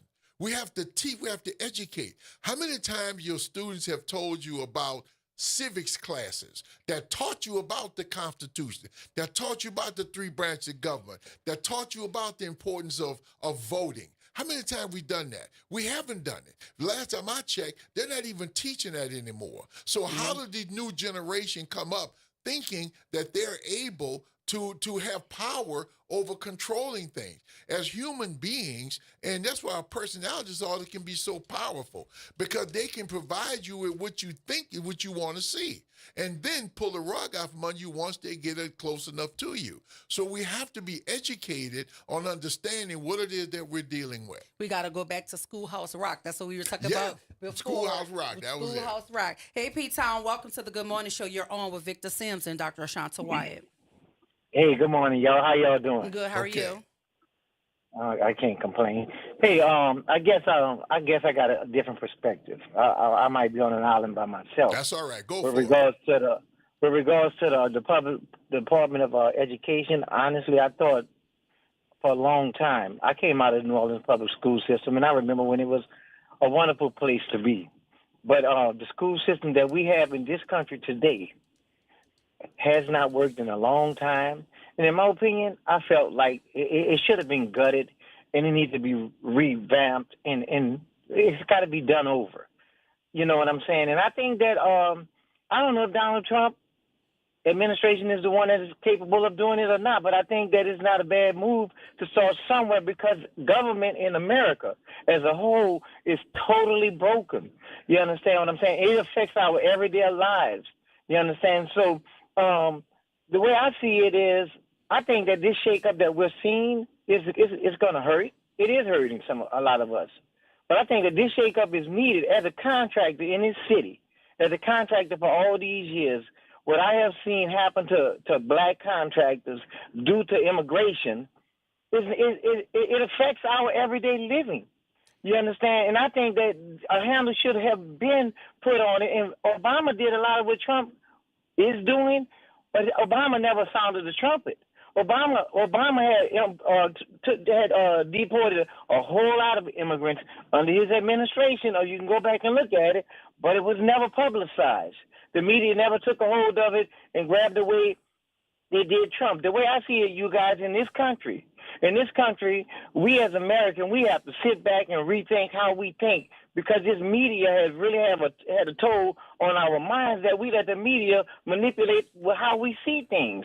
I stepped back this time and looked at this election, you guys. I can't vote for people that's pushing us down a pathway of more immorality as a Christian man. I know what my scriptures say. I didn't want my kids, my daughter in school. My daughter in school not understanding and crying in my face about the teacher saying that this boy is a girl. And I'm telling her as a boy, she crying because she don't understand. Totally and utterly confused. All of that stuff, you understand, to me has to go. P-Town, let me ask you something, because our time is winding down. Let me ask you something. I wish you would have called earlier, because it's a response I want to give you. But I want you to answer this question for me. You said that you feel like the United States Department of Education needs to be dismantled because what? I feel like because there's been an utter failure for a long time. Okay, to me, it's just an indoctrination camp. So let me respond to you real quick. So if something is a failure, if the entity is a failure, you want to dismantle the entity, or do you want to remove the people who are in charge of the entity that has it as a failure? Because, see, that is the very thinking that has the school system in New Orleans in peril the way it is right now. Because what they told the world was the entire system was broken. It didn't say parts of the system needed to be worked on or fixed or repaired, or part of the people who are in positions of authority need to be removed. It said the entire structure was garbage. So we needed to blow it up in its entirety and start over. That is how we got here. So what I'm asking you to do is be very careful and be very mindful of what we're asking for, because I don't think the United States Department of Education should be wiped out, because there are far too many children who will fall by the wayside if it happens. But do I think the structure has to be improved? Do I think there's some cogs that need to be repaired? Absolutely. But to blow it up in its entirety and to give all of the power to the state themselves to do what the government is supposed to do in terms of protections, that's scary for the state of Louisiana. That is very scary for the children of this state, particularly of this city. That's all I'm going to say. I wish you would have called earlier. I want you to actually call tomorrow, because this is a conversation. Please call tomorrow, P-Town. I appreciate you. And because I want to engage with you. I don't want to rush you, but we got to end the show. But this is a conversation I want to continue with you tomorrow. Please call tomorrow so that we can dive into the reason why we should not be asking for the total annihilation of the United States Department of Education. I want to have that conversation with you tomorrow. Promise me you're going to call back. Yeah, I will, but I got one thing for you to think about, Dr. Ashanti. Okay. Should we put new wine into old vessels? Listen, think about that. Listen, we can talk about it. Let's talk about it. That's a whole different. We're gonna talk about it, P-Town. Let's talk about it tomorrow. You promise to call back. All right. Appreciate you. Listen, Miss Jones, John, I'm sorry. I tried my best to try to squeeze you in, but y'all know I respect you. I love you. I want you to call back tomorrow, but we have to try to wrap the show, and I have to give the floor to you, Victor Sims, for the next 45 seconds. Just kind of wrap this thing up in a bow, and I'll come behind you and close out the show. And thank you for being here. Please understand that what we're dealing with now is a potential destruction of our moral fiber as far as this country is concerned. We need to get out and vote. We need to understand the reality of what is taking place here. There are situations taking place to dismantle what has been put together. I understand individuals have problems with dealing with, especially what P-Town was talking about just now, discussing the issue about individuals who may have a different sexual origin. Please understand, that's still a human being with needs and wants and desires, just like every other human being.